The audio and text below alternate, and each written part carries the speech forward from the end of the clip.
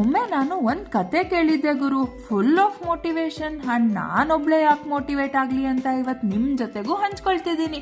ಒಂದ್ ಚಿಕ್ಕ ಆನೆ ಮರಿ ಇತ್ತು ಗುರು. ಅದ್ರ ಒಂದ್ ಕಾಲಿಗೆ ಒಂದ್ ಸಣ್ಣ ಸರ್ಪ್ಲಿನ ಕಟ್ಟಿ ಅದಕ್ ನೆಲಕ್ ಹಾಕಿದ ಗೂಟಕ್ಕೆ ಅದನ್ನ ಕಟ್ಟಿಡ್ತಿದ್ರು. ನಿಮ್ಗೆಲ್ಲ ಗೊತ್ತಲ್ವಾ, ಅವು ಚಿಕ್ಕ ಇರುವಾಗ ಅವುಗಳಿಗೆ ಇವೇ ಟ್ರೈನಿಂಗು. ಆ ಆನೆ ಮರಿ ಡೈಲಿ ಟ್ರೈ ಮಾಡ್ತಿತ್ತು, ಹೆಂಗಪ್ಪ ಬಿಡಿಸ್ಕೊಳ್ಳೋದಿದ್ರಲ್ಲಿ ಅಂತ. ಎಳಿಯತ್ತೆ, ಬೀಳತ್ತೆ, ಮತ್ತೆ ಎದ್ದು ಇವತ್ ಆಗ್ಲೇಬೇಕಂತ ಫುಲ್ ಟ್ರೈ ಮಾಡುತ್ತೆ. ಆದ್ರೆ ಗೂಟಕ್ಕೆ ಕಟ್ಟಿದ ಸರಪಳಿ ಮಾತ್ರ ಹರಿಯೋದಿಲ್ಲ. ಇಲ್ಲ ಗುರು, ಟುಡೇ ನಾಟ್ ಪಾಸಿಬಲ್ ಅಂತ ಕಾಮಾಗಿ ನಿಂತಿರುತ್ತೆ. ಕೆಲವು ದಿನಗಳ ನಂತರ ಆ ಆನೆ ಮರಿ ಡಿಸೈಡ್ ಮಾಡ್ಬಿಡುತ್ತೆ, ನಾನು ಎಷ್ಟೇ ಟ್ರೈ ಮಾಡಿದ್ರು ಈ ಮನುಷ್ಯನ್ ಕಟ್ಟಿದ ಸರಪಳಿಯಲ್ಲಿ ಏನೋ ಮ್ಯಾಜಿಕ್ ಇದೆ ಬಿಡು ಅಂತ ಟ್ರೈ ಮಾಡೋದನ್ನೇ ಸ್ಟಾಪ್ ಮಾಡ್ಬಿಡುತ್ತೆ. ಟೈಮ್ ಸ್ಕಿಪ್ ಆದಾಗೆ ಆ ಆನೆ ಈಗ full grown up, power level 100%.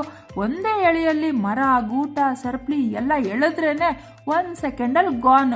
ಆದ್ರೆ ಫನ್ನಿ ಪಾರ್ಟ್ ಏನ್ ಗೊತ್ತಾ, ಅದೇ ಸರಪಳಿ ಇನ್ನೂ ಖಾಲಿಗಿದೆ, ಆನೆ ಇನ್ನೂ ಅಲ್ಲೇ ನಿಂತಿದೆ. ಯಾಕಂದ್ರೆ ಬಾಡಿ ಅಪ್ಡೇಟ್ ಆಯ್ತು, ಆದ್ರೆ ಮೈಂಡ್ ಮಾತ್ರ ಅಪ್ಡೇಟ್ ಆಗ್ಲಿಲ್ಲ. ಇಲ್ಲಿ ನನಗರ್ಥ ಆದ ಪಾಠ ಏನಂದ್ರೆ, ನಮ್ ಜೀವನದಲ್ಲೂ ಹಾಗೆ ಅಲ್ವಾ, ಬಹುಸಾರ ನಮ್ಮನ್ನ ತಡೆ ಹಿಡಿಯೋದು ಜನನಲ್ಲ, ಪರಿಸ್ಥಿತಿ ಅಲ್ಲ, ಒಮ್ಮೆ ಆಗ್ಲಿಲ್ಲ ಅನ್ನೋ ಆ ಮೆಮೊರಿ. ಒಮ್ಮೆ ಸೋತಿದ್ವಿ ಅಂದ್ರೆ ಮತ್ತೆ ಟ್ರೈ ಮಾಡೋದೇ ಇಲ್ಲ ಅಂದ್ರೆ ನಾವು ಎಲಿಫೆಂಟ್ ಆಗಿದ್ರು ನಮ್ ಥಿಂಕಿಂಗ್ ಮಾತ್ರ ಬೇಬಿ ಎಲಿಫೆಂಟ್ ಆಗೇ ಉಳಿಯುತ್ತೆ. ಇದಕ್ಕೆ ಸೊಲ್ಯೂಷನ್ ಸಿಂಪಲ್ ಬಡಿ, ಸರಪಳಿ ತುಂಡು ಮಾಡೋದಲ್ಲ, ಮೊದಲು ಮೈಂಡ್ ಅಲ್ಲಿರೋ ನನ್ನ ಹತ್ರ ಪಾಸಿಬಲ್ ಇಲ್ಲ ಗುರು ಅನ್ನೋದನ್ನ ತುಂಡು ಮಾಡ್ಬೇಕು. ಇವತ್ತಿಗೆ ಇಷ್ಟು ಸಾಕಲ್ವಾ ಮೋಟಿವೇಶನ್. ಅಂಡ್ ನಾಳೆ ಸಿಗೋಣ ಇನ್ನೊಂದು ಫನ್ನಿ ಸ್ಟೋರಿ ಜೊತೆಗೆ. ಅಲ್ಲಿ ತನಕ ಬಾಯ್ ಬಾಯ್.